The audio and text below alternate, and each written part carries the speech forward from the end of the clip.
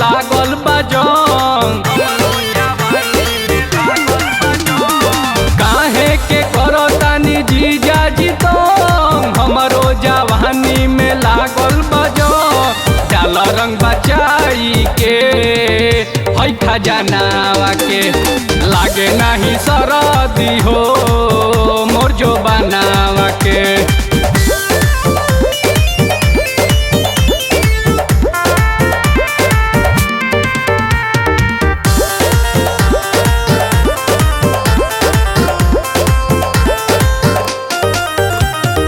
फागुन में जो बन भइल बायनार डाली के पानी काहे बाड़ो तू तारो। फागुन में जो बन भइल बायनार डाली के पानी काहे बाड़ो तू तारो। अभी ले ठंडा से कांपत दे तू ही बताव हम कैसे सहे। डाले दो मसाला हो भाई भोजनावा के लागे नहीं सरदी हो जो बनावा के।